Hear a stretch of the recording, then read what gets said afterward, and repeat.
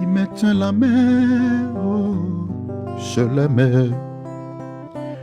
Oh, vous me dites que cet homme de la 33 avait bien promis qu'il devait revenir. Maintenant 2000 ans, quand est-ce qu'il reviendra? Mais mon âme est témoignée, ça s'accomplirait. J'étais dans l'abîme et je vis passer Bouddha. Après Mahomet, c'était Confucius. Je vis des prophètes qui ne pouvaient rien pour moi. Mais lorsque j'ai vu Jésus, oh Jésus m'a sauvé. Je dirai partout et je crierai avec joie les noms de Jésus. Jésus de la croix, oh, il est au-dessus. Nul ne peut le dépasser, oh. Il me tient la main, oh, je l'aimais trop. Il me tient la main, je l'aimais bien. De tout mon cœur, papa, je t'aimais, Seigneur. Tu sois béni, papa. Tu as pris ma place. Merci pour l'œuvre de la croix. Nous sommes les bénéficiaires de ce grand travail que tu as accompli à la croix. Nous sommes les bénéficiaires de ce grand travail que tu as abattu à la croix. Merci de tout mon cœur. Je te dédie ce programme. Je te dédie ce culte. Sois béni. Au travers de cette adoration, sois élevé. Au travers, Seigneur, de cette réunion, sois élevé. Seigneur, voici le fruit de nos lèvres que nous sommes en train de t'offrir. Seigneur, cette adoration, s'il te plaît, Papa. Glorima bro katariama boshana. Alléluia. Je voudrais te l'écrire avec un grand sourire, car je ne sais comment le dire. Tu es l'amour de ma vie. Non, jamais je peux me taire face à tout ce que tu sais faire dans les ciels et sur la terre. Tu es mon seul partenaire. Seigneur, s'il te plaît, mon amour dans ta maison, je vais chanter à chaque saison, car je t'aime avec raison. Toi la vraie bénédiction, pour la vie je t'appartiens. Ma demeure c'est ta main, tu m'amènes dans ton jardin. Je m'enivre sans fin, plus rien ne peut combler le vide d'un cœur assoiffé. T'aimer, t'aimer, t'aimer, t'aimer encore. Jésus, l'amour de ma vie. Jésus, l'amour de ma vie. Jésus, mon seul amour. Tu as gagné, oh, tout mon cœur, tout mon cœur. Oh, Jésus, mon seul amour. Jésus, l'amour de ma vie, l'amour de ma vie. Jésus, mon seul amour. Tu as gagné, oh, tout mon cœur, tout mon cœur. Oh, Jésus, mon seul amour. En train de dire que nous sommes en train de partager sur un sous-thème que nous avions intitulé « L'enlèvement à peau des saints ». Il y avait plusieurs sous-thèmes, hein, donc là nous sommes sur les 4e ligne. L'enlèvement à peau des saints de nous offrir réconfort ou sérénité. Si vous voulez, je dis que l'enlèvement vise également à nous apporter consolation et repos. Je ne sais pas pourquoi la caméra, c'est seulement pendant l'enseignement, ça commence à se fermer. Je ne sais pas, c'est dû à quoi? Seigneur, sois avec nous, s'il te plaît. Au nom de Jésus-Christ. Voilà. Alors, par rapport à ces sous-points, j'avais donné pas mal des écritures déjà hier. Donc, j'aimerais que nous puissions répéter les écritures, les passages que j'avais donnés par rapport à ces sous-points. Nous sommes dans Genèse, nous sommes dans le livre de la Genèse, chapitre 2, à partir du premier verset jusqu'au verset 3. Ici, vraiment, je suis en train de vous demander de me suivre avec acuité parce que je toucherai quelques portions révélationnelles. En tout cas, j'aurai besoin de votre attention parce que si vous loupez un tout petit peu la lecture de la parole, vous n'allez pas comprendre ce qui va être dit, mes bien-aimés, par rapport à cette thématique. Vous n'allez pas comprendre, vous n'allez pas saisir la pensée au fait de l'interprétation ou de notre développement. Voilà pourquoi je vous demande vraiment de suivre avec beaucoup d'attention quand on fait la lecture. Si vous avez une Bible chez vous ou à côté, vous pouvez lire ensemble avec moi et de me suivre vraiment attentivement parce que le salut, la vie éternelle passe par la connaissance des Écritures. N'oubliez jamais ça. Passe par la connaissance de la parole. Alors, je suis dans Genèse, chapitre 2, verset 1er jusqu'au verset 3e. La Bible dit ceci. « Ainsi firent achevés les cieux et la terre, et toute leur armée. » Verset 2. « Dieu acheva au 7e jour son œuvre qu'il avait faite, et il se reposa au 7e jour de toute son œuvre qu'il avait faite. » Verset 3. « Dieu bénit le 7e jour et le sanctifia, parce qu'en ce jour, il se reposa. » J'avais dit hier que le chiffre 7 nous révèle beaucoup de choses par rapport seulement à ces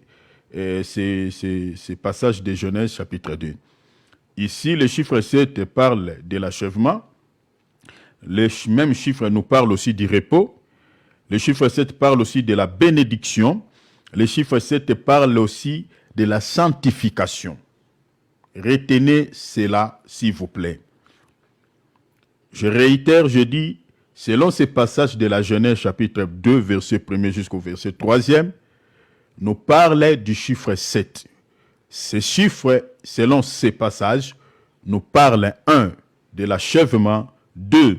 du repos, 3. de la bénédiction et 4. de la sanctification. J'avais soutenu ces passages de la Genèse chapitre 2, à partir du premier verset jusqu'au verset 3, j'avais soutenu ces passages du livre de l'Exode, chapitre 20, verset 8, jusqu'au verset 11e. Ici, il est dit ceci. Souffrez un peu, on fait beaucoup la lecture parce que nous sommes à l'enseignement, et puis je vais rassembler le tout, et puis on va évoluer. On va tirer une leçon spirituelle. La Bible dit, je suis dans Exode chapitre 20, verset 8, l'Écriture dit, « Souviens-toi du jour du repos. » Donc le jour du repos, déjà dans vos calepins notés, c'est le jour 7.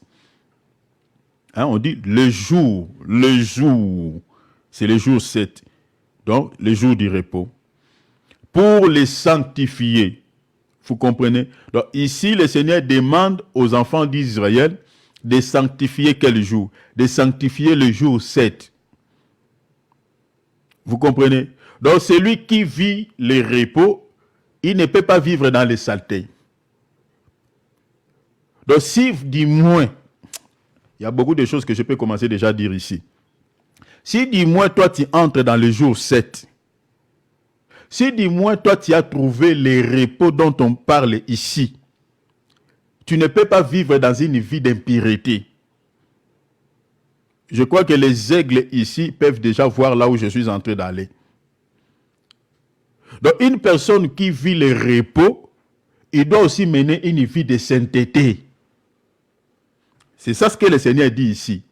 Donc, il demande à l'Israël de se souvenir du jour 7, donc, pour pouvoir se reposer. Mais le Seigneur leur dit, vous n'allez pas seulement se reposer, mais vous devez aussi sanctifier les jours.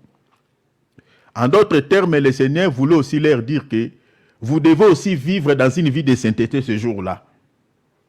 C'est ça, en fait, la pensée de l'Écriture. Et le verset 9, le Seigneur dit, tu travailleras 6 jours. Les autres jours là, commençant à partir du premier jour, deuxième jour, jusqu'au 6e jour, le Seigneur dit, ça, vous pouvez faire tout ce que vous voulez. Ça, vous n'avez pas besoin de vivre même dans la sainteté, en d'autres termes. Souffrez un peu avec mon langage. Ça, vous pouvez vivre comme vous voulez. Vous pouvez se laisser dans des distractions. Vous pouvez se laisser dans tout ce qui vous semblera bon. Je crois que le langage que je suis en train de tenir ici, ceux qui sont spirituels, ils peuvent déjà comprendre ce que je suis en train de dire. Parce que ici, on parle du chiffre 6. Bon, je vais déjà expliquer pour que peut-être ceux qui ne montent pas trop dans des zones de turbulence puissent me saisir. Ici, je suis en train de dire ceci. Le chiffre 6, parce que le Seigneur dit, tu travailleras pendant 6 jours. Le chiffre 6 ici, ça parle d'un homme. Vous savez que le chiffre 6, c'est le nombre de Satan. Je suis dans Apocalypse chapitre 13. Son nombre, c'est le nombre 6, le nombre de la bête. Vous comprenez? Donc le nombre 6, c'est le nombre de la chair. Vous serez aussi d'accord avec moi. Vous savez que l'homme a été créé le 6e jour. Donc le chiffre 6 parle aussi de l'homme. Parle de la chair. Vous comprenez? Donc c'est-à-dire le nombre 6, c'est le nombre qui explique ce qui est charnel, qui explique ce qui est diabolique, qui est satanique. Donc c'est-à-dire travailler 6 jours ici, c'est un langage qui explique tout simplement quand on n'était pas dans le jour 7, quand on ne vivait pas le jour 7, quand on était en dehors du jour 7, on était dans la chair, on était charnel. On pouvait faire tout ce qui nous semble bon. Vous comprenez? Quand on était encore de l'autre côté, on appartenait à cet homme-là, qui est le nombre 6. La bête ou le diable, tout était à notre portée. On pouvait vivre en limpidicité. On pouvait vivre dans toutes ces œuvres de la chair. Vous comprenez? Mais du moment où nous nous sommes entrés dans les repos, parce que le nombre 7 ici, ça représente aussi toute une entité. Ça représente aussi tout un homme que j'explique, Jésus. Il dit dans le livre de Matthieu, chapitre 11, verset 28. Venez à moi, vous tous qui êtes fatigués, chargés, je toucherai cela. Mais ici, je survole d'abord. Je vous donnerai du repos. Donc Jésus voulait tout simplement dire que les repos dont l'Éternel parlait dans Genèse chapitre 2, là, c'est moi. C'est lui qui donne les repos. Vous comprenez? Venez à moi, vous tous qui êtes fatigués et chargés, je vous donnerai. Donc, le repos, c'est tout un nombre. Donc, en d'autres termes, le nombre 7, c'est Jésus. C'est pour cela que ce chiffre est considéré comme étant le chiffre de la perfection. C'est le nombre parfait. Donc, si l'Église n'atteint pas la perfection, il n'y a pas l'enlèvement. C'est pour cela qu'on parle de cette Église de l'Asie mineure. C'est-à-dire, c'est la marche de l'Église. C'est-à-dire, l'Église doit marcher vers la perfection. Vous comprenez? Si l'Église n'atteint pas la perfection, mes bien-aimés, le Seigneur ne viendra pas nous chercher. Voilà la raison pour laquelle les ministres de Dieu ont un grand rôle à jouer, de pouvoir purifier l'Église, de pouvoir laver l'Église, de pouvoir sanctifier l'Église. C'est ça le rôle du ministère. Regardez Éphésiens, je vais vous lire une écriture ici, rapidement. Prenons noter Éphésiens chapitre 11. Notez dans vos calepins, regardez. Le rôle du ministère, c'est de pouvoir aider l'Église, vous comprenez? Aider l'Église à atteindre quoi? La stature parfaite de Christ. Je suis dans le livre, l'épître aux Éphésiens, chapitre, je lis directement le chapitre 4, verset 12, jusqu'au verset, je vais lire seulement les versets 12 et 13. Regardez, la Bible dit, bon, je lis le verset 11 et puis je vais sauter pour ne pas faire la longue lecture. Je lis le verset 11, il dit, il a donné les uns comme apôtres, les autres comme prophètes, les autres comme évangélistes, les autres comme pasteurs et docteurs. Ça, c'est les 5 dons ministériels que le Seigneur a établis au sein de l'Église. Malheureusement, dans d'autres églises, on ne retrouve pas ces 5 dons. Dans certaines églises, c'est compliqué. Donc, c'est pour cela beaucoup de chrétiens n'ont pas vraiment assez de la croissance sur le plan spirituel parce que les 5 dons ministériels, c'est pour nourrir l'Église, pour que l'Église puisse avoir la connaissance et suffisance de la personne du Seigneur Jésus-Christ. Mais bon, je ne suis pas là. Je lis directement le verset 13. Il dit, bon, je lis le verset 12. Il dit, pour les vous voyez cela? Pour le perfectionnement des saints. Vous voyez cela? Le perfectionnement des saints en vue de l'œuvre du ministère et de l'édification du corps de Christ. Vous voyez le rôle des 5 ministères. Donc c'est pour le perfectionnement, pour aider l'Église à atteindre la stature parfaite de Christ. Vous comprenez? La Bible a dit, jusqu'à ce que nous soyons tous parvenus à l'unité de la foi et de la connaissance du Fils de Dieu et à l'état d'homme fait. La Bible a dit, à la mesure de la stature parfaite. Vous voyez cela? Parfaite de Christ. Chers enfants de Dieu, le chiffre 7 parle de la perfection. C'est le nombre au fait, qui explique toute une entité que j'explique la personne du Seigneur Jésus-Christ. Vous comprenez? Alors, c'est-à-dire l'Église est en train de marcher vers la perfection. Ensuite, le Seigneur viendra sur cette Église-là. Mais le nombre ici, le nombre 6, c'est le nombre qui nous parle de la chair, qui nous parle de Satan, qui nous parle de tout ce qui est charnel. Chers enfants de Dieu, si du moins aujourd'hui, tu es entré dans les repos. Les repos, ici, j'explique la personne du Seigneur Jésus-Christ. Tu es entré dans le jour 7. Tu ne peux plus travailler comme tu travaillais, mes bien-aimés, avant d'entrer dans le jour 7. Le travail dont je fais mention ici, dont je parle, c'est-à-dire des travaux, c'est-à-dire c'est de demeurer dans les œuvres de la chair. Parce qu'une personne qui vit dans la chair, c'est quelqu'un qui continue toujours à travailler. Il travaille toujours pour l'ennemi. Mais celui qui est entré dans le jour 7, il ne travaille plus. Tu ne peux plus travailler pour le diable. Tu ne peux plus vivre selon la chair. Tu ne peux plus vivre selon le monde. Vous comprenez? En fait, c'est ça le langage codé ici. Mais regardez, je continue la lecture. Le Seigneur dit, tu feras ton ouvrage. Il dit, verset 10, il dit, le 7e jour est le jour du repos de l'Éternel ton Dieu. Tu ne feras aucun ouvrage, il n'y a aucun service.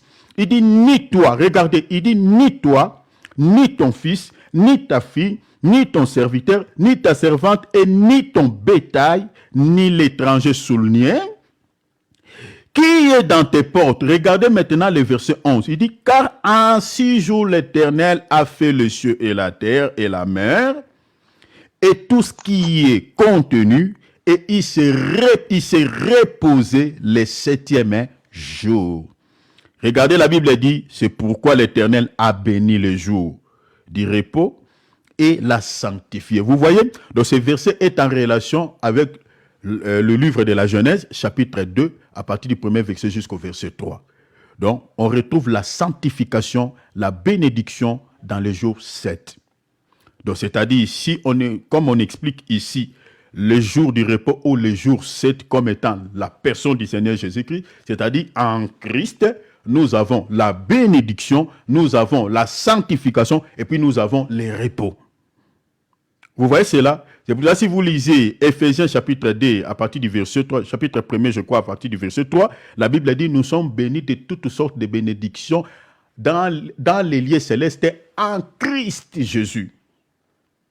Vous voyez? Donc c'est-à-dire la vraie, je ne parle pas de matériel, hein, ça n'a rien à voir. Hein, même les critiques qui est souvent mal interprétées par certaines personnes, je ne sais pas, qui dit voici c'est de la bénédiction de l'Éternel qui enrichit et qui ne fait suivre d'aucun chagrin. La bénédiction dont on fait mention là-bas, où on dit qu'il ne se fait suivre d'aucun chagrin, et ce n'est pas la bénédiction, ce n'est pas les matériels, ça n'a rien à voir. Ça n'a rien à voir avec de l'argent, ça n'a rien à voir avec tout ce qui est matériel. Cette bénédiction, on dit la bénédiction de l'Éternel qui enrichit. Cette bénédiction, si vous voulez au fait la comprendre, lisez seulement, ici je vous renvoie dans 2 passages, dans la Bible, lisez 2 passages. Je vous renvoie par exemple dans Apocalypse chapitre 3, à partir du verset 15 jusqu'au verset 18. Et puis vous pouvez lire aussi Job chapitre 22, verset 24. L'église de Laodicée était riche, physiquement. Mais cette église-là n'avait pas la vraie bénédiction. Le Seigneur dit à cette église, si tu veux être riche, il dit, je te conseille au fait d'acheter de moi l'or éprouvé par le feu, afin que tu sois riche. Vous voyez? Donc, cette église avait la richesse matérielle, mais aux yeux de Dieu, cette église était pauvre. Mais si vous lisez dans Job 22, 24 à 25, là-bas, on dit, jette l'or d'office, c'est-à-dire l'or physique, jette cet or, et le Tout-Puissant deviendront ton or, ton argent et ta richesse. Vous comprenez? Donc, quand la Bible dit, c'est de la bénédiction de l'Éternel qui enrichit, vous voyez, l'a enrichi. Donc, nous comprenons que cette bénédiction, c'est tout énorme. C'est le Tout-Puissant, selon Job chapitre 22, verset 24. Ça n'a rien à voir avec le matériel. Donc, quand tu as cet homme, tu as cette vraie richesse. Vous comprenez? Alors, regardez maintenant dans Exode chapitre 23, verset 12, l'Écriture dit, « Pendant 6 jours, tu feras ton ouvrage, mais le 7e jour, tu te reposeras. » Le Seigneur répète encore. Hein, le Seigneur est un répétiteur. Hein? C'est pour cela que nous répétons souvent, quand on prêche, on fait aussi des récapitulations. Le Seigneur dit, mais le 7e jour, tu te reposeras, afin que ton bœuf, soulignez s'il vous plaît. Le Seigneur dit, afin que ton bœuf et ton âne aient du repos. Eh, mes bien-aimés, ici vraiment, si vous n'avez pas l'œil spirituel, vous n'allez pas comprendre ce que l'Éternel est en train de dire ici. Ici, le Seigneur est en train de penser aussi aux animaux. Le Seigneur s'inquiète ici pour les bétails.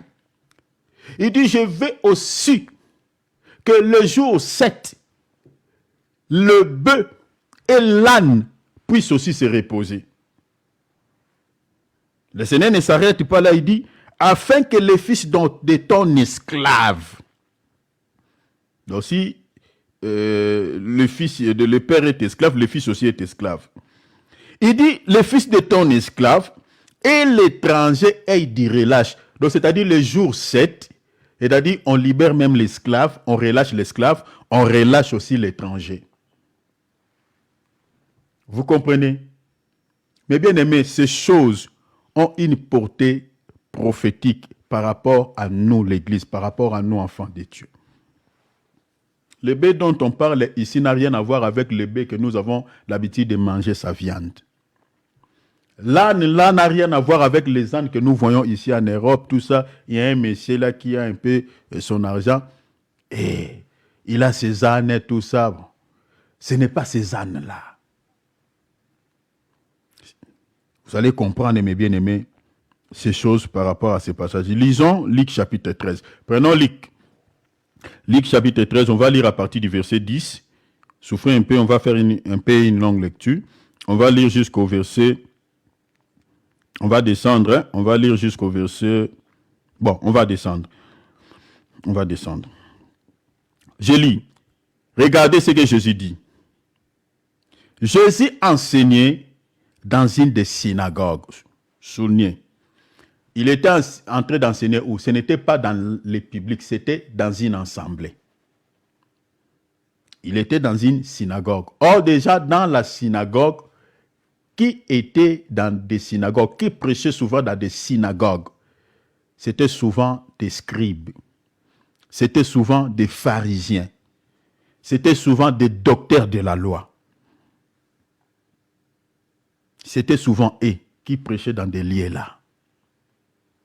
Si tu n'es pas de cette classe-là, tu ne peux pas se tenir du haut de la chaire pour pouvoir prêcher.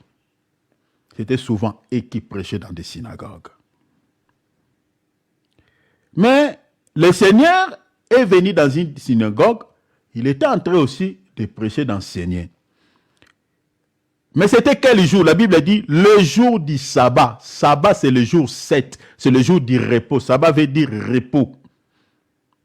C'est-à-dire, c'était le 7e jour où lui, il est entré dans une synagogue, en train d'enseigner. Regardez le verset 11. La Bible a dit, et voici, il y avait là une femme, notée, soulignée, une femme possédée d'un esprit qui la rendait infirme. Pendant combien de temps? 18 ans. Soulignez cela s'il vous plaît. La femme ici était esclave, était infirme. La Bible nous parle pendant combien de temps? Pendant 18 ans. Soulignez ce chiffre. Il y a un pourquoi. Et la Bible dit, elle était courbée. Elle ne pouvait pas du tout se redresser. Verset 12. Et lorsqu'elle a vu Jésus, lui adressa la parole et lui dit, femme, tu es délivrée de ton infirmité. Ici, je vais descendre un tout petit peu dans la doctrine, mais je vais parler beaucoup plus dans la révélation. Vous allez comprendre qui est réellement cette femme dont on parle ici. Qui a souffert pendant 18 ans, qui était infirme, qui était troublée d'un esprit. Il y a un esprit qui l'avait rendu. La Bible dit, un esprit qui l'avait rendu infirme. Pendant 18 ans. Et cette femme fréquentait l'assemblée. C'est l'état de plusieurs chrétiens aujourd'hui qui fréquentent nos synagogues là, qui fréquentent nos assemblées, mais qui sont infirmes sur le plan spirituel, qui ont des problèmes qui ne sont pas décantés, qui ont des problèmes qui n'ont pas réussi la délivrance par rapport à cela. Beaucoup ont des problèmes comme cette femme. Et pour cela, l'Église de Dieu doit manifester aussi la puissance de Dieu, doit manifester aussi la puissance du Saint-Esprit. Les gens qui ont des problèmes puissent trouver aussi des solutions à leurs problèmes. C'est très important. Ici, le chef de la synagogue était incapable de pouvoir délivrer cette femme de cet esprit. Mais Jésus, lorsqu'il est venu, pendant qu'il était en train de donner l'enseignement, il ne s'était pas limité seulement à l'enseignement, mais son enseignement était accompagné aussi par les prodiges, par la puissance. Mais aujourd'hui, dans nos assemblées, on est en train de... que Dieu nous aide. On nous charge seulement des enseignements, prédications, matin, midi, poids. Nous sommes chargés. Mais nous avons aussi des problèmes. Nous sommes accablés par des problèmes. Nous avons besoin de la délivrance. Mais les chefs de synagogue qui nous prêchent la parole sont incapables de nous délivrer. Mais pourquoi? Pourquoi l'enseignement qu'on nous donne n'est pas accompagné par la puissance de Dieu? Pourquoi les enseignements qu'on nous donne n'est pas lié à la force de Dieu? Pourquoi? Jésus ici, il était en train d'enseigner, il a vu une femme qui était infirme, il y a un esprit qui compliquait la vie. Jésus ne s'était pas limité d'enseigner, d'exhorter cette femme, d'encourager. Non! Il a donné du pain, il a donné aussi les poissons. Le pain, c'est la parole, les poissons, c'est les miracles. Il faut qu'il y ait ces deux choses dans l'église de Dieu. C'est très important. Mais je ne suis pas là, je suis en train d'aller quelque part. Lorsqu'il a vu Jésus, lui dressa la parole, verset 12, et lui dit, femme, tu es délivrée de ton infirmité. Il a libéré une parole. Verset 13, la Bible dit, et lui imposa les mains.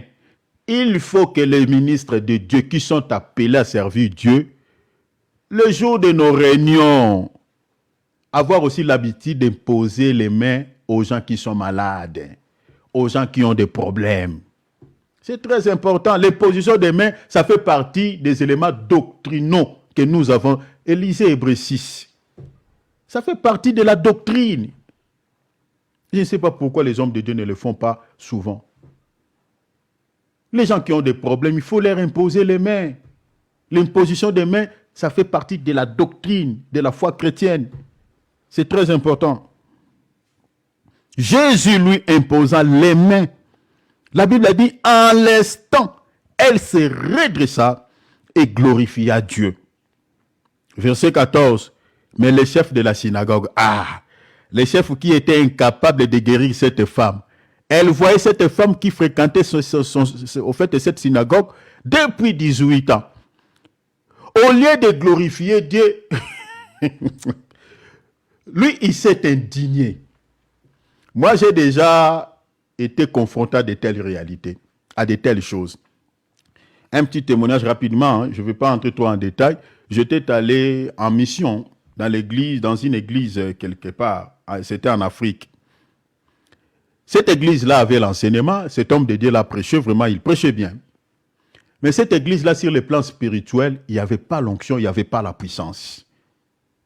Et il y avait beaucoup de problèmes dans cette église. Et quand moi, je suis arrivé là-bas, j'ai apporté ma petite pierre. J'ai créé un groupe d'intercession. Un groupe d'intercession et des adorateurs.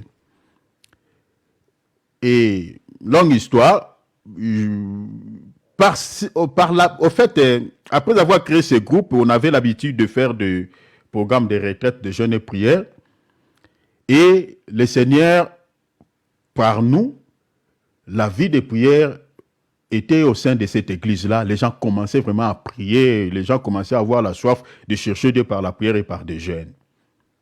Et j'avais organisé une nuit de prière. Donc c'était un veillé que j'avais organisé de prière.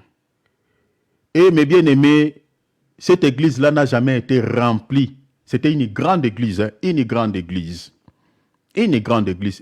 Cette église-là, depuis que j'étais là, je ne sais pas avant moi, mais pendant que j'étais là, je n'ai jamais vu cette église soit remplie comme ça.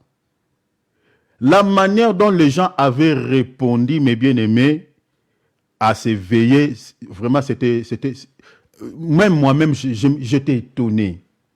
J'étais surpris. Les gens étaient débordés, mes bien-aimés, jusqu'à l'extérieur. Et il y avait une forte onction. J'étais avec mes enfants, tout ça que j'ai encadré, les intercesseurs. Il y avait une forte puissance, une forte onction. Dieu avait guéri cette nuit-là les malades. Les gens vomissaient des choses. Il y a des démons qui quittaient les corps des gens en criant. Et après la réussite totale de ces veillées, tout ce qui s'était passé, il y avait des témoignages aussi. Le berger de cette église-là commençait à me regarder un peu avec un œil un peu, voilà. Donc, comme on était avant, donc il commençait à me créer des soucis. Je vous épargne des détails. À me créer quelques soucis, à me mettre des crocs en jambes. Voilà, il y avait beaucoup de soucis, il m'avait créé. Après, j'ai prié le Seigneur, j'ai prié. Le Seigneur m'a dit de continuer ma mission jusqu'à la fin, et puis je vais quitter. En tout cas, mes bien-aimés, j'avais fermé les cœurs, mais on n'était plus comme avant. Pourquoi? Juste après la réussite. Vous savez, il y a des gens qui cherchent que le Seigneur puisse manifester sa puissance, mais ce n'est pas peut-être par toi, hein. Peut-être c'est par un frère ou par quelqu'un d'autre que le Seigneur peut utiliser, mais quand le Seigneur va élever cet homme-là au sein de votre église, souffrez un peu, supportez. Si les gens commencent à le suivre, pourquoi vous allez commencer à être indigné comme ce chef de la synagogue? Il y a certains hommes de Dieu qui se sont séparés avec leurs amis, qui se sont séparés avec les autres à cause de quoi? À cause de l'onction, à cause de la puissance que Dieu a donnée à l'autre. Ils sont comme ces chefs de la synagogue. Cet homme de Dieu m'a créé beaucoup de choses. Après, bon, j'ai fini ma mission. En tout cas, Dieu m'avait donné un cœur à supporter. Et j'ai terminé ma mission. Je suis allé jusqu'au bout. Et puis, j'ai laissé l'église avec beaucoup de membres, avec plusieurs personnes.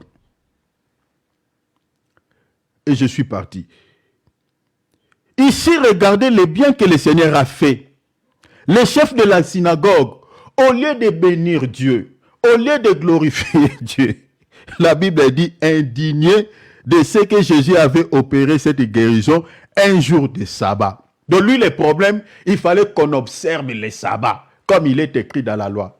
Bon, selon les Écritures, il n'avait pas aussi faute. Mais il ne pouvait pas quand même être indigné. Il pouvait peut-être interpeller le Seigneur, dire que mais, vraiment que Dieu soit loué, mais venez quand même d'autres jours pour réaliser ça. Que Dieu soit loué, bon, venez. Parler quand même, chercher comment il pouvait parler. Mais lui, il a manifesté vraiment son indignation auprès du Seigneur pourquoi il a guéri cette femme.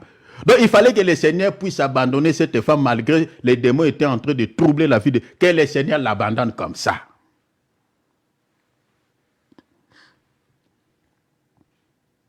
C'est le cas de plusieurs serviteurs qui sont comme ça aussi dans nos assemblées. Il sait que celui-ci, il a une grâce.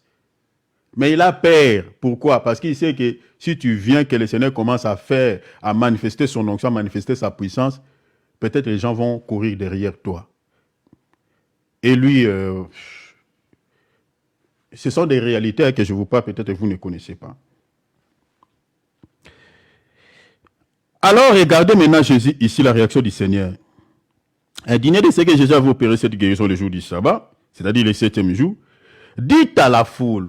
Donc, le Messie, au lieu de dire à Jésus, lui, il est allé, il s'adresse maintenant à la foule, à l'assemblée. Vous voyez maintenant l'intention de ce Messie. S'il était vraiment quelqu'un d'un cœur pire, il pouvait parler directement au Seigneur. Mais lui, il s'adresse à la foule. Il y a beaucoup de choses à dire ici par rapport au comportement de certains serviteurs de Dieu aujourd'hui qui dirigent les assemblées, qui ne veulent pas autre personne, qui ont des grâces de pouvoir aussi travailler à côté d'eux. C'est triste. Maintenant, il dit à la foule, il y a 6 jours pour travailler. Donc, il était en train de lancer une pierre au Seigneur, mais indirectement, par la foule. Il y a 6 jours pour travailler. Regarde la suite. Et il dit, qu'est-ce qu'il dit encore? Venez donc vous faire guérir ce jour-là. Et il dit à la suite quoi? Et non pas les jours du sabbat. Ah! Le Seigneur aussi, il était quelqu'un qui répondait les gens directement. Le Seigneur n'a pas laissé faire. Hein. Bien qu'il s'adressait à la foule, le Seigneur dit non, ça, il s'adresse à moi en réalité. Il ne s'adresse pas à la foule. Le Seigneur va les récupérer dans le verset 15. Hypocrite, lui répondit le Seigneur.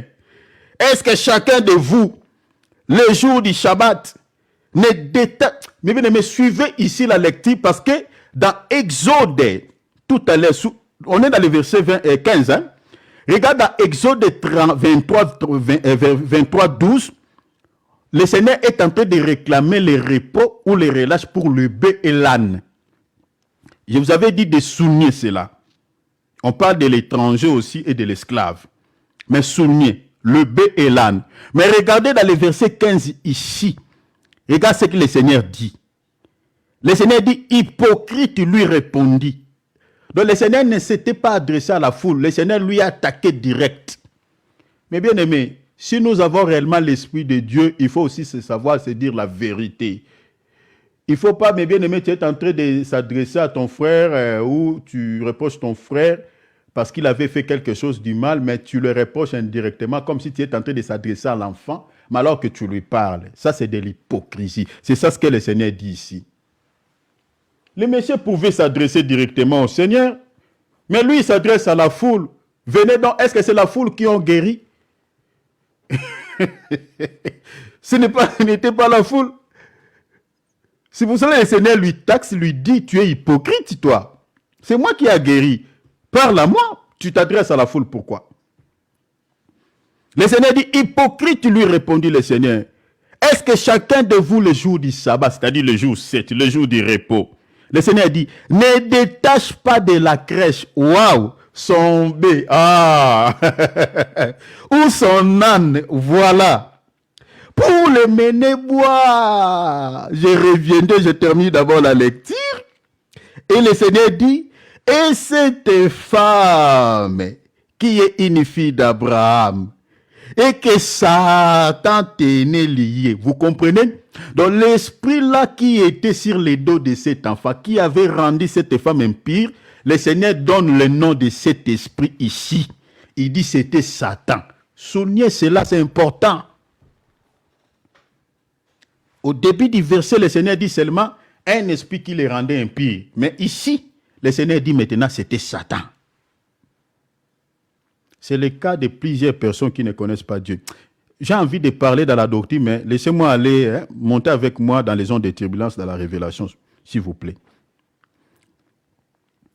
Le Seigneur dit, cette fille d'Abraham, donc on nous parle de la femme, elle nous parle aussi de la fille. Ces deux mouvements ont une portée prophétique, mais allons-y. Et que Satan, l'esprit là impur, Satan tenait lié. C'est le diable qui avait lié. Les gens qui, minimisent certaines réalités spirituelles. Quand on parle des liens familiaux, quand on parle des liens sataniques, il y a certaines personnes qui ignorent cette réalité. Regarde ici, le Seigneur est en train de parler du lien dans la vie d'une fille d'Abraham. Une fille d'Abraham, qui est-elle? Lisez, je vous donne les versets. Lisez seulement Galates chapitre 3, verset 7, virgule, verset 29. Donc celui qui est une fille d'Abraham, c'est celui qui est en Christ. Donc c'est possible que tu es en Christ et que tu sois aussi lié. C'est possible. C'est le cas de plusieurs enfants de Dieu dans nos assemblées. Voilà pourquoi l'Église, il faut qu'il y ait des équipes des intercesseurs, des gens qui prient Dieu. Si l'Église a des moyens, il faut payer ces gens-là. Vous les prenez en charge. Qu'ils ne travaillent pas, qu'ils prient toute la semaine. Ils sont là en train d'allumer le feu. Prier pour les cas. Chaque semaine, il y a des cas de délivrance, tout ça. C'est important. Parce que les gens sous-estiment souvent, ignorent au fait cette réalité spirituelle. Les ficelles invisibles existent. Il y a des gens qui sont limités, qui sont liés par Satan. Le Seigneur le dit. Que Satan tenait lié depuis 18 ans. Ne fallait-il pas la délivrer de cette chaîne le jour du Shabbat, le jour du repos, le jour 7? Verset 17. Tandis qu'il parlait ainsi, tous ses adversaires étaient confus. Vous jouez avec le Seigneur. Étaient confus. Et la foule s'est réjouissée. Vous voyez maintenant la foule à laquelle les messieurs s'adressaient. La foule ne s'était pas intéressée même de ces messieurs, ce qu'ils disaient. Quand le Seigneur a pris la parole, la foule était dans la réjouissance. C'est ça ce que les gens veulent. Si vous mettez des jougs aux gens, des lois, beaucoup de... Comme aujourd'hui chez les faux prophètes, il y a beaucoup de soucis qu'on est en train de créer dans la vie des enfants de Dieu. Autant de jours de jeûne et prière, donnez l'offrande de ceci, donnez l'offrande de cela, donnez ça, fais ça, pour que tu sois délivré des liens familiaux. Ici, qu'est-ce que le Seigneur a fait dans la vie de cette femme? Est-ce que le Seigneur a-t-il demandé à la femme l'offrande d'une action de grâce? Le Seigneur a demandé ici à cette femme d'entrer. Un homme de Dieu doit être un homme puissant. Puissant, en parole et en œuvre.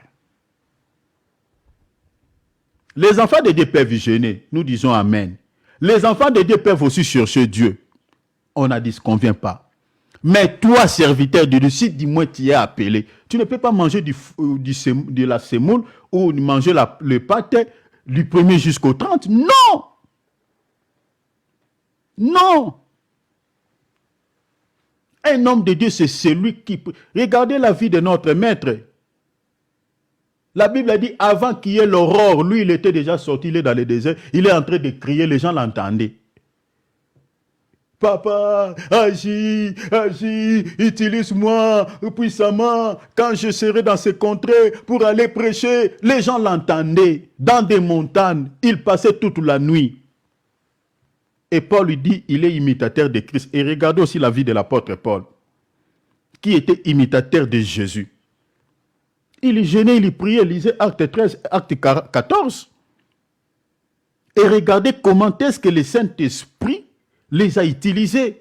C'est différent avec nos serviteurs de Dieu que nous avons aujourd'hui, qui ne jeûnent plus, qui ont de gros ventres. Voilà.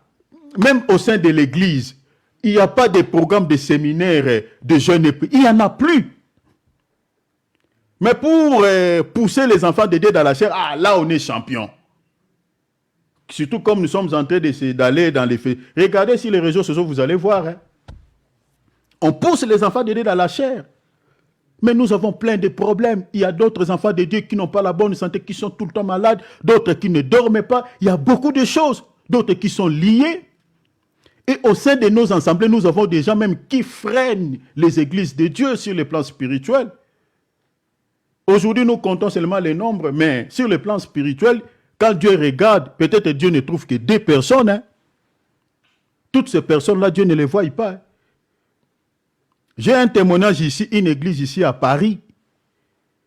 Il y a une sœur, pendant qu'il priait la nuit, il a vu une image de l'enlèvement. Et le Seigneur lui montre son église. Tous étaient restés, excepté seulement les serviteurs de Dieu qui étaient partis. Et le Seigneur, elle était en train de pleurer, dit Seigneur, pourquoi tout le monde sont restés? Les choristes, tous étaient restés. Et le Seigneur lui montre maintenant, lui donne la raison pour laquelle tous sont restés. Nous, on regarde les nombres, on regarde, nous avons une grande église. Ça, c'est physiquement. Mais est-ce que sur le plan spirituel, Dieu compte toutes ces personnes? Jésus avait nourri tout le monde, plusieurs personnes du pain. Regardez les miracles que Jésus a accomplis. Mais la Bible dit quoi? On a compté seulement les hommes. On n'a pas compté les femmes et les enfants. Je suis dans Marc 8. Vous savez pourquoi on n'avait pas compté les femmes? Pourquoi on n'avait pas compté les enfants? Une femme dans la Bible, c'est la chair. Un enfant dans la Bible, c'est celui qui est charnel. Et celui qui est homme feu, c'est celui qui a atteint la maturité. C'est celui qui est spirituel. C'est pour dire quoi? Le pain, c'est la parole. C'est-à-dire, tous on peut manger du pain. Mais Dieu ne compte pas ceux qui sont charnels. Il compte ceux qui sont devenus des hommes faits. Ceux qui écoutent la parole et qui les mettent en application. On partage la parole là, oui, on mange du pain. Mais est-ce que dans les calculs de Dieu, quand Dieu compte, Dieu te compte aussi? Question mark. Si on est encore dans la charnalité, dans les calculs de Dieu, Dieu ne te compte pas. Donc c'est fou. Cela, il faut chercher à devenir spirituel. C'est important. Mais regardez ici. Nous sommes dans Luc, chapitre 13. Nous sommes en train de parler du chiffre 7 parce que le sous-thème, le sous-point que nous sommes en train d'aborder, nous sommes en train de dire que l'enlèvement, c'est aussi pour que nous soyons inconsolés et puis trouver les repos. Mais ici, le Seigneur a réalisé un miracle le jour du sabbat. Il n'a pas entendu le jour où les gens travaillent. Lui, il a travaillé le 7e jour. Il a guéri. Déjà ici, pour ne pas aller trop loin, la femme ici, cette femme, c'est l'image de l'Église qui était sous la domination de Satan, qui était sous le joug de Satan.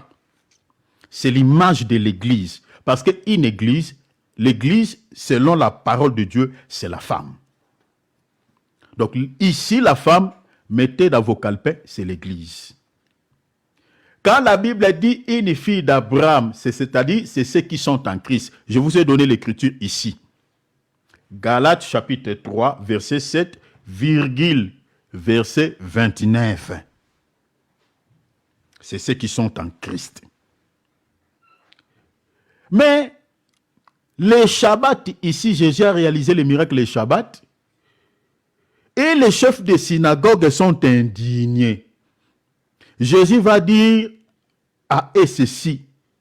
Il dit, je suis dans le verset 15, je répète. Le Seigneur va leur dire ceci. Je lis le verset 15. Hypocrite, lui répondit le Seigneur. Est-ce que chacun de vous le jour du Shabbat ne détache pas de la crèche son bœuf et son âne? Donc ici, le Seigneur, il a pris l'exemple du bœuf, il a pris l'exemple d'âne pour parler de ce qu'il a réalisé dans la vie de cette femme. Vous voyez cela? Mes bien-aimés, quand on lit l'écriture, mes bien-aimés, il faut sonder les Écritures pour pouvoir comprendre ce que le Seigneur est en train de dire. Donc ici, le Seigneur est en train d'expliquer ce qu'il vient de réaliser dans la vie de cette femme en prenant l'exemple du bœuf, en prenant l'exemple d'Anne. Or, dans Exode tout à l'heure, là, comme on vient de lire, chapitre 23, verset 12, le Seigneur disait quoi? Le jour du Shabbat,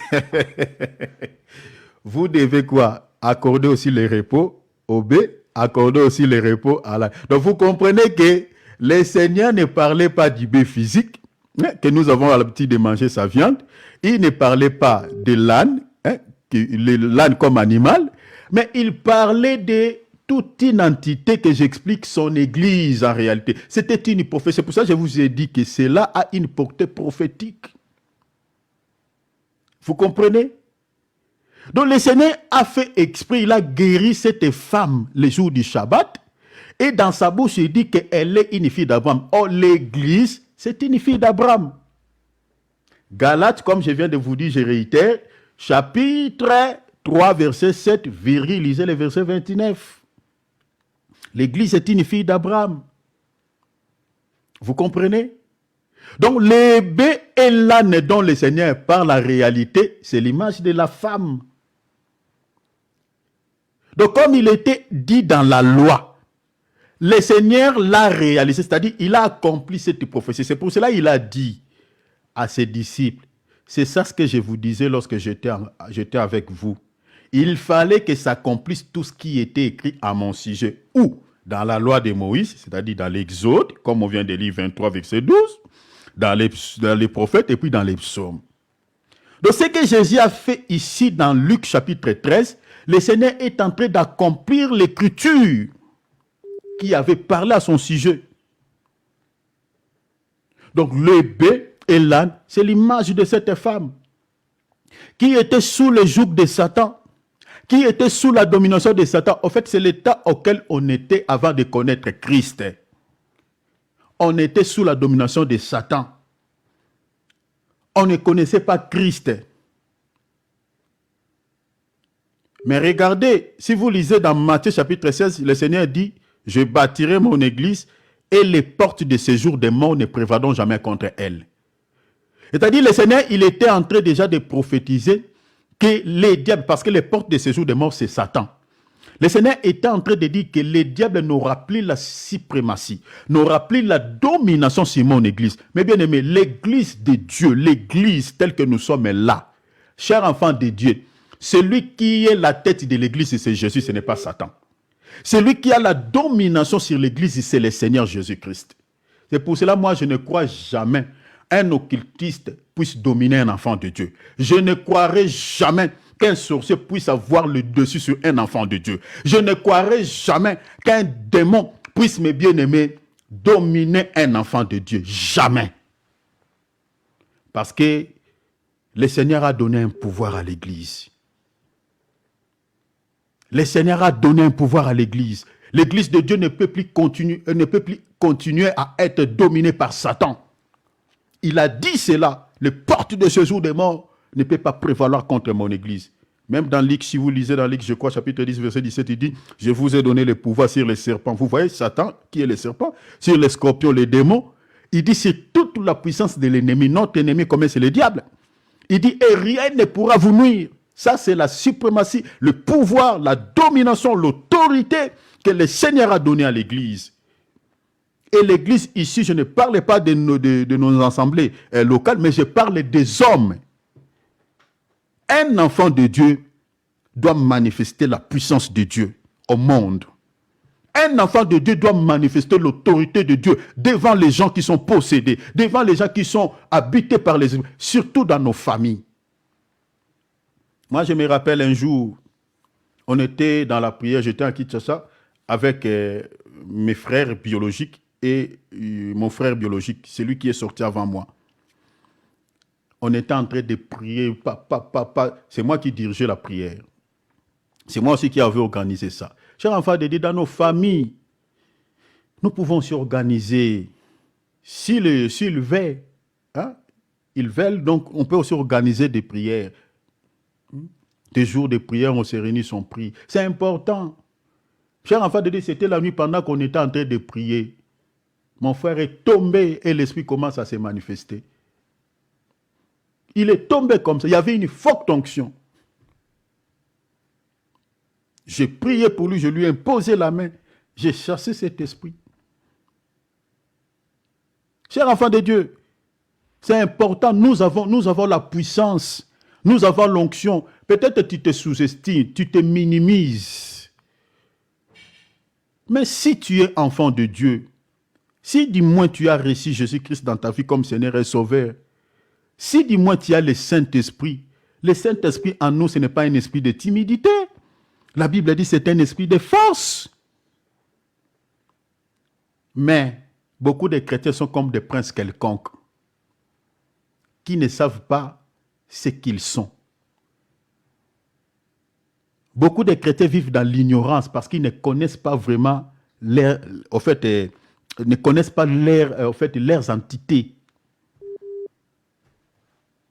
Le Seigneur dit, vous êtes de Dieu, mais vous mourrez comme des hommes. Vous tomberez comme des princes quelconques. C'est par ignorance. Nous avons la puissance, nous avons la domination. Parce que le Seigneur, le travail qu'il a accompli dans la vie de cette femme, en réalité, c'est le travail que le Seigneur a accompli pour l'Église. La Bible dit dans Colossiens chapitre 1, verset 12 à 13 jusqu'à 14, il nous a délivrés du royaume des ténèbres. Vous voyez? C'est-à-dire sous la domination de Satan. Et le Seigneur nous a transportés où? Il nous a transportés au royaume de la lumière. La lumière ici, c'est lui. La lumière, c'est la force. La présence de la lumière chasse les ténèbres.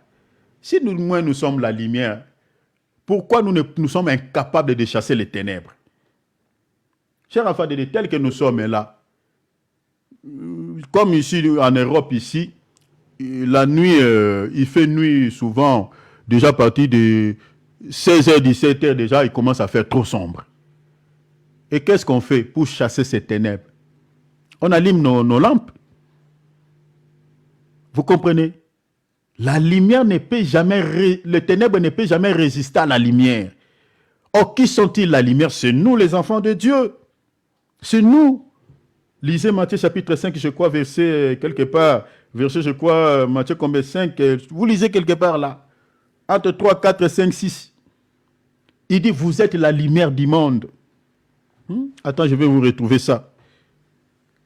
Chers enfants de Dieu, nous portons en nous la nature de notre Dieu. Nous sommes ses enfants. Si lui, il est la lumière, nous aussi, nous sommes des lumières. Nous sommes des lumières. Or, le rôle de la lumière, c'est de chasser les ténèbres. Mais il y a beaucoup de chrétiens qui pleurnichent au nom des sorciers. Ah, notre tante est là. Ah, notre oncle est là. Ah, j'avais rêvé. Toi, tu rêves toujours. Mais quand est-ce qu'ils vont te rêver? Quand est-ce qu'ils vont te rêver? Toi, tu les rêves. Quand est-ce qu'ils vont te rêver? Regardez, Matthieu chapitre 5, verset combien? J'ai lu le verset 14. Vous êtes la lumière du monde. La lumière du monde. Vous voyez? Vous êtes la lumière. Si vous lisez même jusqu'au verset 16, il dit que votre lumière luise. Ainsi devant les hommes, afin qu'ils voient vos bonnes œuvres et qu'ils glorifient votre Père qui est dans les cieux. Qu'ils voient vos bonnes œuvres. Les œuvres ici peuvent être interprétées dans plusieurs manières.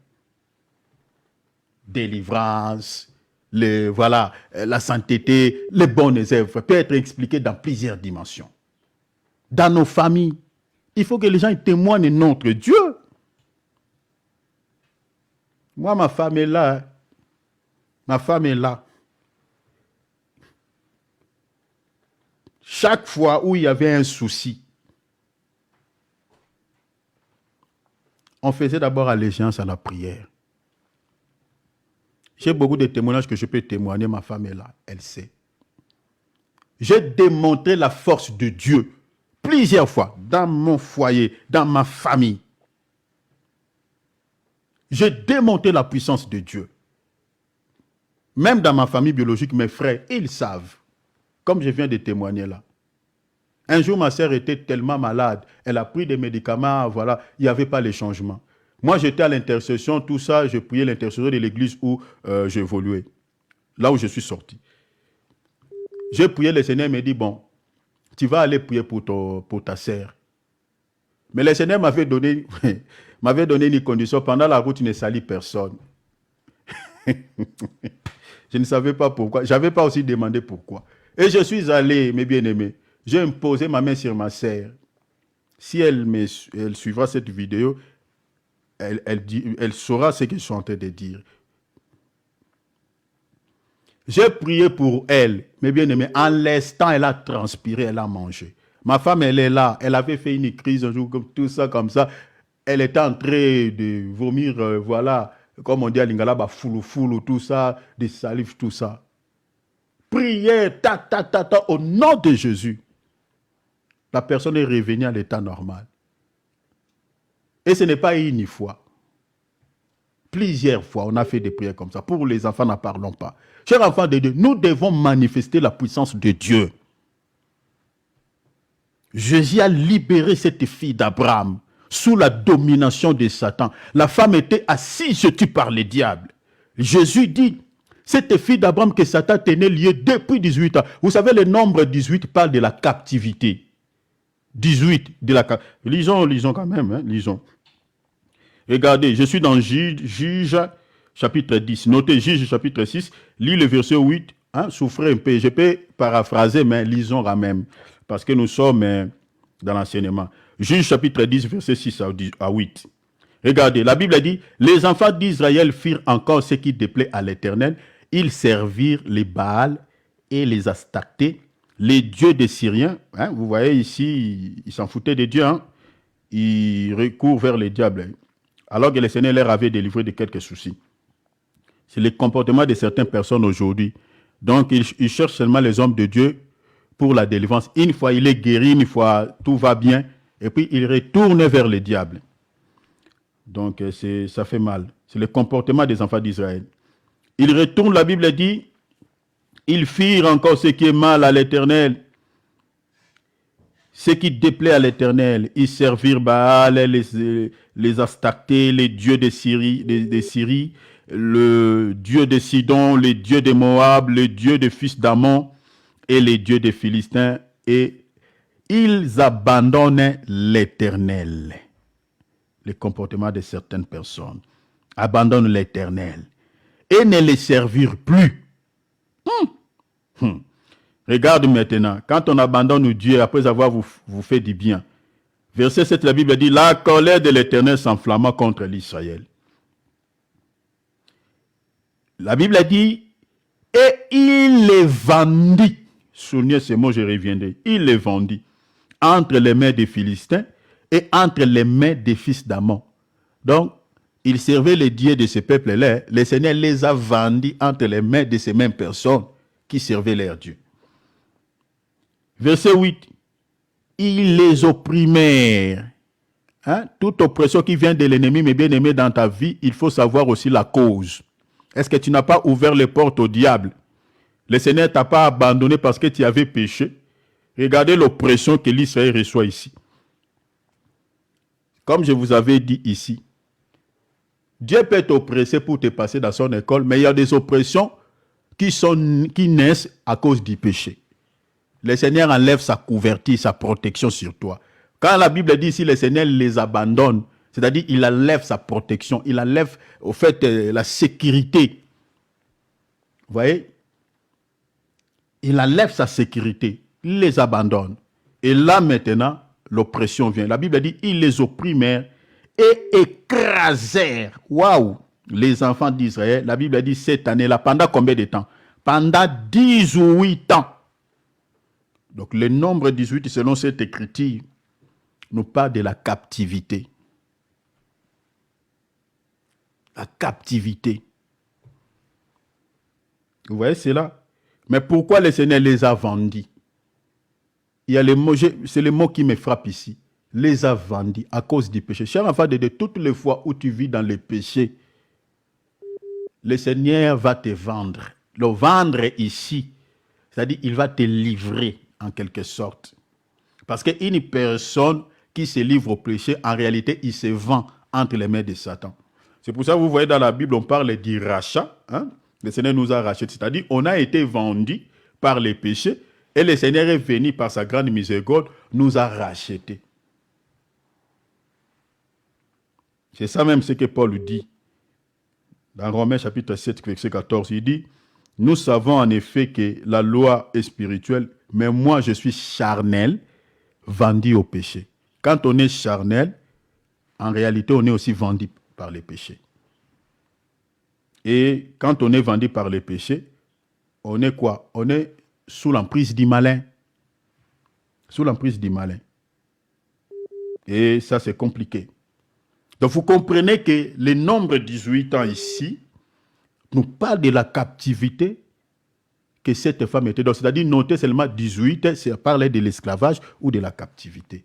Au tel que nous sommes là, comme je viens de dire tout à l'heure, on était dans les ténèbres, on était dans les captivités. Mais le Seigneur nous a transportés, nous a amenés au royaume de la lumière. Je vois que mon minute est en train d'être épuisée. Il me reste 10 minutes. Je vais m'arrêter. Mais regardez, donc le Seigneur, les miracles qu'il a accomplis dans la vie de cette femme, le Seigneur l'a fait le jour du repos, le 7e jour. Donc c'est pour dire quoi? Tout le temps où cette femme était sous le joug de l'ennemi, en réalité, cette femme était en train de travailler. Vous comprenez? En train de travailler. Parce que le nombre 6 parle de Satan. C'est le nombre de la bête, comme je viens de dire. Ça parle de la chair. Ça parle des œuvres de la chair. Vous comprenez? C'est-à-dire, une personne qui est dans les péchés, en réalité, il est sous la domination de Satan. Il travaille pour le diable. Il y a des gens qui se tapent des lixes quand il sort avec plusieurs femmes, quand il sort avec plusieurs hommes, quand il est en train de scroquer les gens, quand il fait le mal aux gens. En réalité, tu es serviteur de Satan. Tu travailles pour lui. Tu vis encore le nombre 6.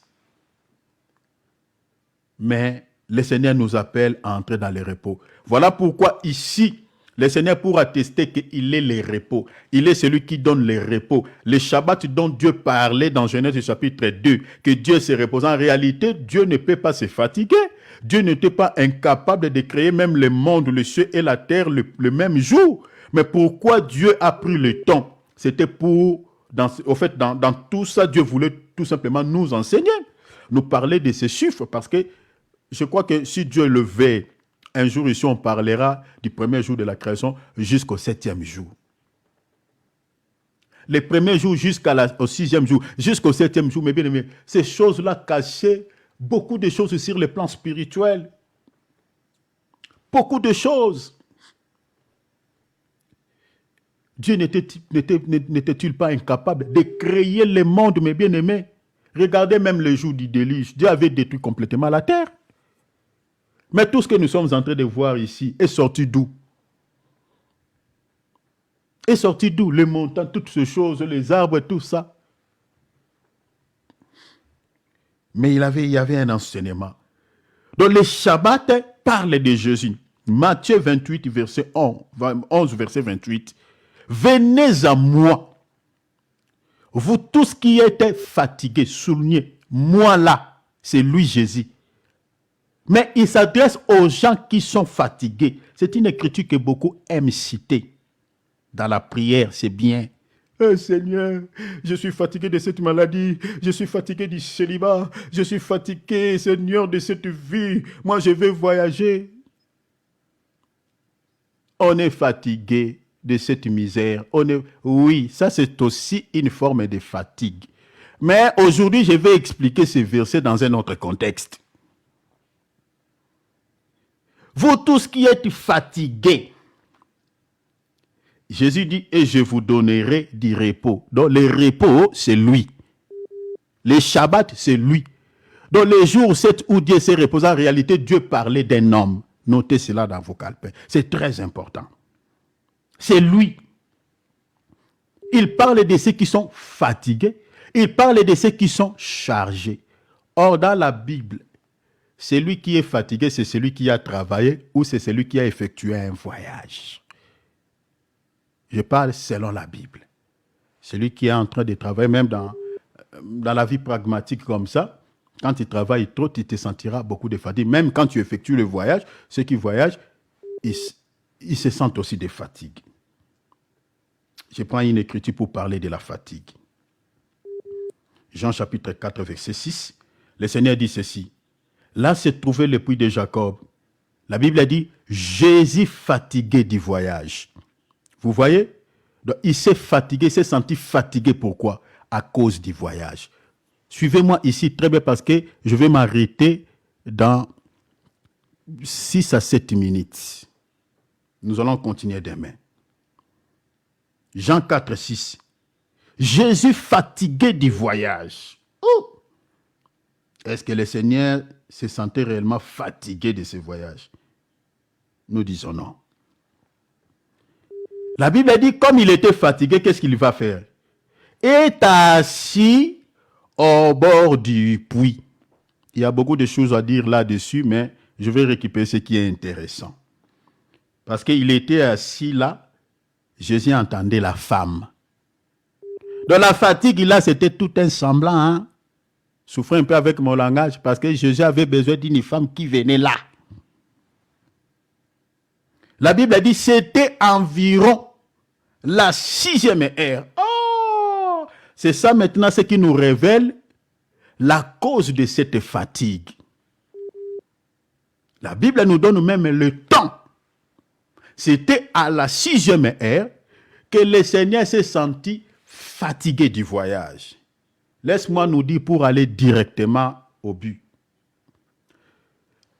La 6e heure, ici selon la Bible, ou par rapport à la vie de notre Maître, par rapport à la vie de notre Seigneur et Sauveur Jésus-Christ, nous parle de sa mort.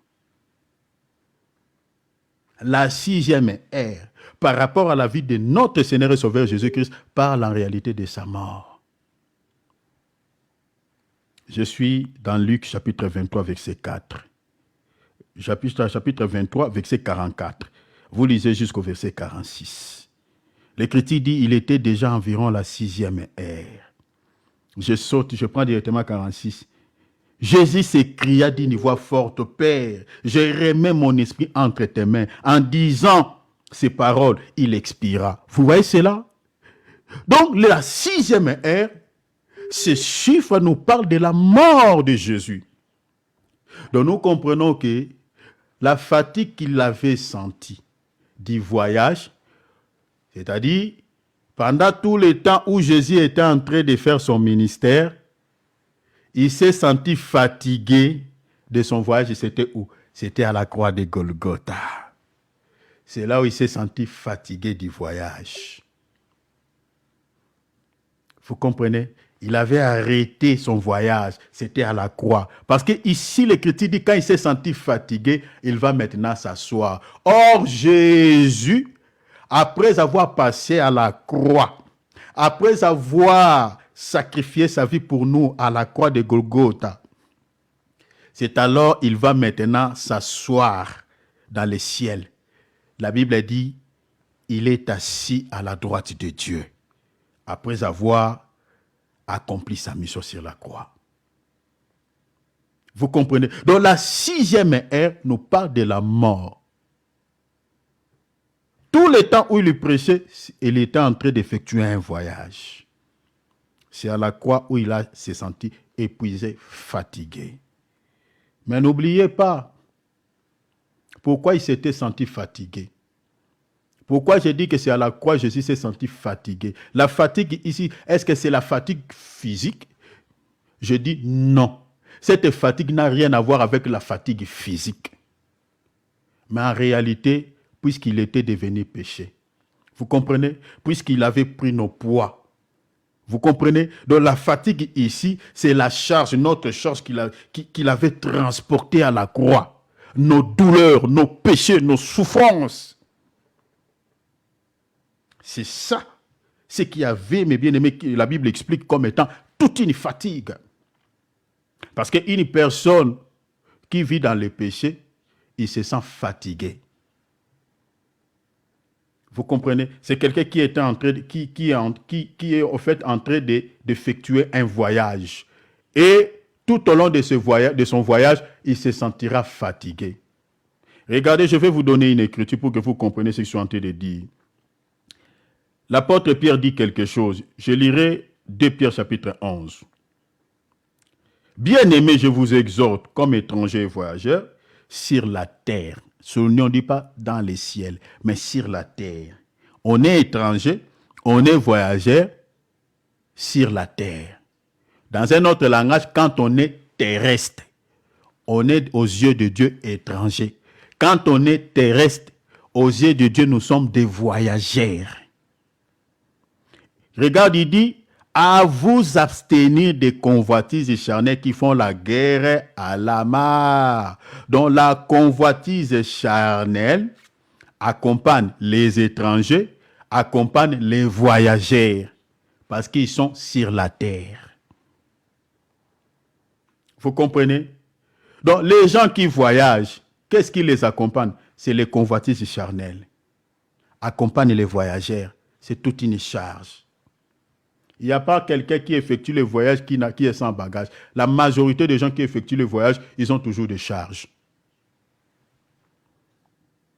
C'est ça. Et quand on a la charge, à un certain moment, on se sentira fatigué. C'est ça la fatigue de notre Seigneur Sauveur Jésus-Christ. Si vous lisez, je crois, dans un Corinthiens, la Bible dit, il est devenu péché à notre place. Ésaïe dit, c'est de nos douleurs, de nos souffrances, de nos iniquités qu'il s'est chargé. Vous comprenez? C'est ça ce qui avait occasionné sa mort. Donc, c'est-à-dire, quand on est étranger, quand on est voyageur, on a des charges. Il y a au fait, des convoitises qui nous accompagnent. Vous savez, les 3 grands péchés qui se trouvent dans ce monde, c'est quoi? C'est la convoitise de la chair, la convoitise des yeux et l'orgueil de la vie. Ce sont ces 3 grands péchés qui accompagnent les gens qui sont dans ce monde. Et quand on a ça, aux yeux de Dieu, tu es un étranger. Quand tu te laisses traîner par les convoitises charnelles, aux yeux de Dieu, tu es voyageur. Mais le Seigneur attend lorsque tu te sentiras fatigué de ton voyage. C'est à ce moment-là que tu vas te décharger. Vous savez, quand on finit son voyage, on récupère tous les bagages, on met de côté, hein, on ne va plus transporter ses charges. Tous ceux qui effectuent le voyage sur la terre sont accompagnés avec des charges, avec des fardeaux, avec des péchés, avec des convoitises qui font la guerre au niveau de l'âme. Mais Jésus dit, venez à moi, vous tous qui êtes fatigués et chargés. Le Seigneur n'invite pas les gens qui ont encore la force de continuer leur voyage. Mais le Seigneur, il lance l'appel aux gens qui se sont sentis fatigués de leur voyage, qui se sont sentis fatigués comme lui, il avait senti la fatigue à la 6e heure. C'était l'image de la croix, à la croix de Golgotha, à la 6e heure. C'est là où le Seigneur a crucifié la chair et tous ses désirs. Si vous n'êtes pas passé à la mort, vous n'êtes pas ressuscité avec Christ, tu continueras toujours à effectuer les voyages. Tu continueras toujours à marcher avec ta charge. Mais il dit, venez à moi, vous tous qui êtes fatigués et chargés. Chargés de quoi? Chargés des problèmes aussi, chargés du péché, chargés des soucis, chargés des convoitises charnelles, de l'impudicité, du mensonge. Toutes ces choses que le diable nous a chargées. Le Seigneur dit, viens, je vous donnerai du repos. Ici, je lance même l'appel à ceux qui nous suivent en direct du Facebook, en direct de YouTube. Tu continues à demeurer dans les péchés, tu continues à demeurer dans l'impudicité, tu continues à demeurer dans l'alcool, tu continues à demeurer dans la drogue. Tu es encore voyageur. Aux yeux de Dieu, tu es considéré comme un étranger. Mais le Seigneur te lance un appel. Il dit, viens, viens à lui. Il va te décharger de toutes ces choses. Il va te décharger de toutes ces choses.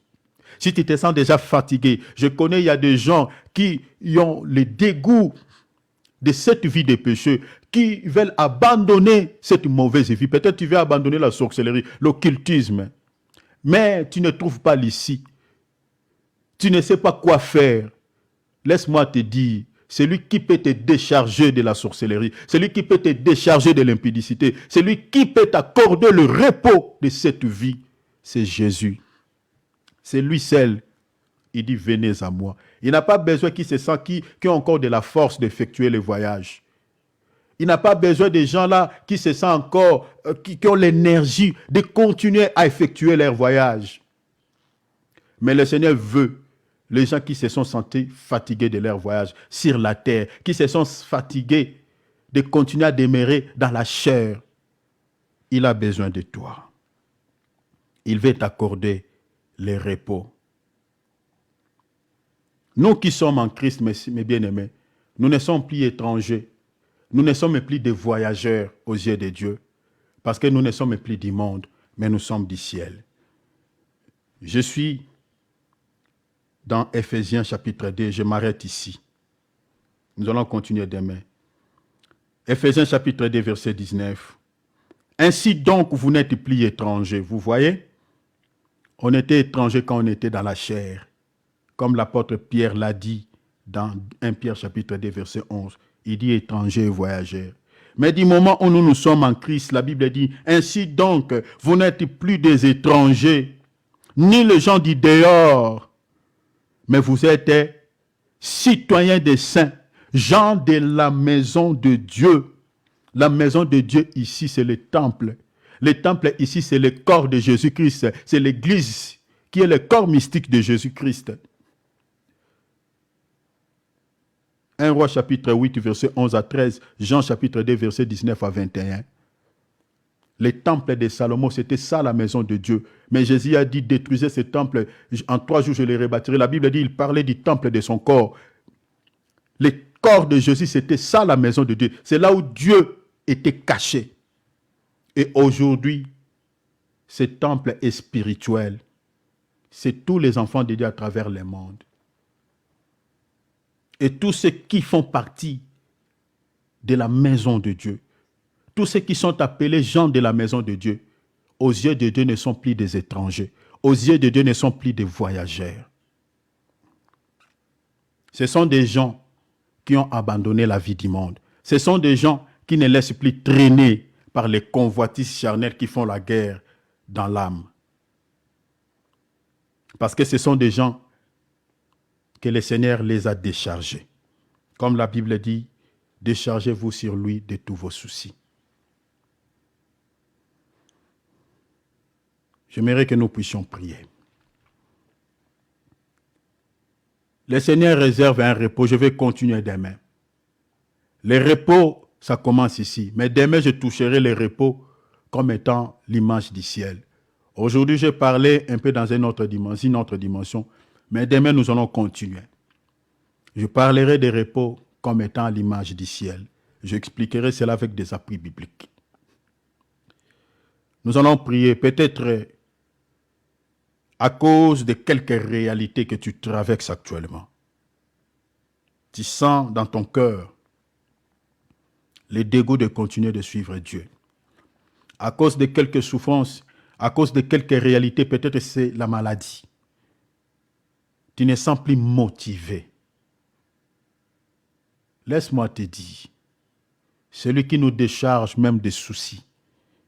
Si vous lisez l'apôtre Pierre dans 1 Pierre, chapitre 1, verset 7, la Bible dit, déchargez-vous sur lui de tous vos soucis. Je ne sais pas ce qui t'inquiète, je ne sais pas ce qui te contrarie, mais c'est vers le Seigneur que nous déchargeons de tous nos soucis. C'est vers lui que nous déchargeons tous nos problèmes. Peut-être que tu commences déjà à avoir le goût du péché. Le Seigneur dit, vous n'êtes plus des étrangers, vous n'êtes plus des voyageurs. Un voyageur, il a toujours des charges et il se sent tout le temps fatigué.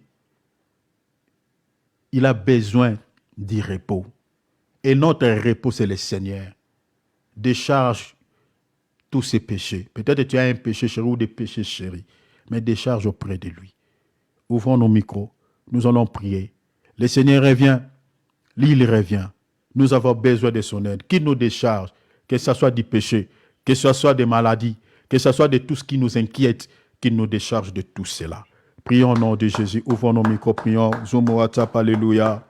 Alléluia. Alléluia. Notre Dieu, nous sommes venus auprès de toi. Seigneur, tu as la capacité de nous décharger. Tu as la capacité de pouvoir nous accorder le vrai repos. Tu as la capacité de pouvoir, Seigneur, de nous décharger de tout fardeau. Oh notre Dieu, prions, ouvrons nos micros. Alléluia. Oh notre Dieu, nous te demandons de l'aide. Nous te demandons du soutien. Nous te demandons la grâce. S'il te plaît, notre Dieu, décharge-nous. Décharge-nous du péché. Décharge-nous, Seigneur, de tous ces fardeaux. Nous avons compris, nous sommes des étrangers. Nous sommes des voyageurs. Lorsque, Seigneur, nous sommes encore liés à la terre. Lorsque, Seigneur, nous nous accrochons encore, Seigneur, à la charnalité. Mais la Bible nous dit, nous sommes plus, Seigneur, des étrangers à tes yeux. Nous ne sommes plus considérés comme des voyageurs. Du moment où, Seigneur, tu nous as déchargés. Du moment où, Seigneur, nous avons quitté le monde. Du moment où, Seigneur, nous avons abandonné les œuvres de la chair. Oh, Seigneur, je te prie de nous débarrasser, Seigneur, de tout ce qui est charnalité, de tout ce qui est péché. Au nom de Jésus. Au nom de Jésus. Oh, Seigneur, enlève dans nos cœurs le goût du péché. Seigneur, décharge-nous. Décharge-nous. C'est toi le vrai Shabbat. C'est toi le jour 7. Oh, s'il te plaît, tu as sanctifié le 7e jour. Seigneur, c'est toi qui es le Shabbat. Tu veux que nous menions une vie de sainteté. Tu veux que nous menions une vie de pureté. La prière que je t'adresse, Seigneur, aidez-nous. Seigneur, à mener une vie de sainteté, afin que nous puissions vivre aussi la bénédiction du jour 7, dans le nom de Jésus. Seigneur, décharge mes frères et sœurs qui sont malades. Décharge mes frères et sœurs qui ont des problèmes. Déchargez chacun de nous, ce n'est qui est accablé par un problème quelconque, parce que tu dis, déchargez sur lui de tous vos fardeaux, de tous vos soucis. Seigneur, tu connais les problèmes qui nous inquiètent, tu connais les problèmes qui nous tracassent, tu connais les problèmes qui nous cassent la tête. Oh Seigneur, c'est la maladie. Oh Seigneur, c'est l'instabilité. Seigneur, c'est les mariages. Seigneur, c'est les enfants. Seigneur, c'est le travail. Tu connais tous ces problèmes. Seigneur, nous te prions. Seigneur, que tu nous décharges de tous ces soucis, afin que tu nous donnes le repos, que tu nous donnes la paix, que tu nous donnes la solution à tous nos problèmes. Au nom de Jésus. Au nom de Jésus. Au nom de Jésus. Oh notre Dieu, que ta grâce nous fasse vivre. Que ta grâce nous fasse vivre. Aidez-nous, Jésus. Délivre-nous, Jésus. Délivre-nous, Jésus. Délivre-nous, notre Dieu. Délivre-nous, le roi de gloire. Délivre-nous, le Seigneur des Seigneurs. Délivre-nous, le pain de vie. Au nom merveilleux de Jésus. Au nom précieux de Jésus. Alléluia. Alléluia. Remettons cette nuit entre les mains du Seigneur, cette soirée plutôt, et la nuit aussi également. Et remettons la semaine qui va commencer déjà dès ce lundi. Remettons toute la semaine entre les mains du Seigneur. Que cette semaine soit une semaine bénie, soit une semaine où le Seigneur va nous faire du bien. Demande à Jésus que je n'attends rien de la part de l'ennemi. Que cette semaine, Seigneur, on n'a pas besoin de mauvaises nouvelles. S'il te plaît, Seigneur, loin de cela de nous, de nos oreilles. Nous voulons que tu nous visites par contre cette semaine. Bénis la semaine, bénis lundi jusqu'à samedi, jusqu'à dimanche. Bénis tous les jours et remets ta vie, ta famille entre les mains du Seigneur. Cette soirée et la nuit aussi soient paisibles. Prions s'il vous plaît au nom de Jésus. Père, nous bénissons cette soirée. Nous remettons cette soirée entre tes saintes mains. Papa, la prière que je t'adresse, que cette nuit, viens me parler. Viens me parler. Viens me parler. Viens me parler. Un seul mot que tu me diras me réjouira mon cœur, me fera énormément du bien. Parle-moi, Seigneur, pendant le sommeil, pendant la nuit, que tu me parles. Au nom de Jésus. Au nom de Jésus. Oh, s'il te plaît, que cette nuit soit une nuit de paix pour mon épouse, pour mes enfants, pour ma famille biologique, pour ma famille dans le Seigneur. Sois une nuit agréable. Parle à mon frère, parle à ma soeur, dans la chair, dans le Seigneur. Parle à chacun de nous. Veille à notre sommeil. Au nom de Jésus. Au nom de Jésus. Oh notre Dieu. Oh notre roi, je bénis la semaine Jésus, je bénis la semaine Jésus, je répète, je libère cette parole, que cette semaine qui va commencer déjà dès ce lundi, je dis je le bénis au nom de Jésus, je ne dis pas au nom de qui que ce soit, mais je dis au nom de Jésus, celui qui est notre Shabbat, celui qui est notre bénédiction. Père, que la semaine soit bénie, que la semaine soit bénie, que lundi soit béni. Mardi soit béni, mercredi soit béni, jeudi soit béni, mercredi soit béni, Seigneur, vendredi soit béni, samedi soit béni, et le dimanche, Seigneur, prochain, sois encore béni au nom de Jésus. Toute surprise désagréable, toute, Seigneur, mauvaise nouvelle, Père, nous ne voulons pas, nous les déclarons au nom de Jésus. Protège nos vies. Éloigne de nous, Seigneur, toute mauvaise nouvelle. Éloigne de nous, Seigneur, toute surprise désagréable de la part de l'ennemi. Au nom de Jésus, que toute la semaine, Seigneur, s'il te plaît, soit agréable pour chacun de nous, pour nos familles biologiques, pour nos familles dans le Seigneur. Seigneur, éloigne de nous tout complot de l'ennemi. Éloigne de nous, Seigneur, toute la manipulation diabolique, satanique. Au nom de Jésus, Père, veille à nos âmes. Veille à nos âmes, veille à nos enfants, veille à nos époux, à nos épouses, veille à nos parents dans la chair, veille à nos parents dans le Seigneur, veille, Seigneur, à nos frères et sœurs dans la chair, veille à ceux qui sont près, à ceux qui sont loin, au nom de Jésus, au nom de Jésus, Père, sans toi, Seigneur, nous sommes exposés, Seigneur, sans toi, Seigneur, l'ennemi, Seigneur, nous maltraitera. Sans toi, Seigneur, l'ennemi portera sa main sur nous.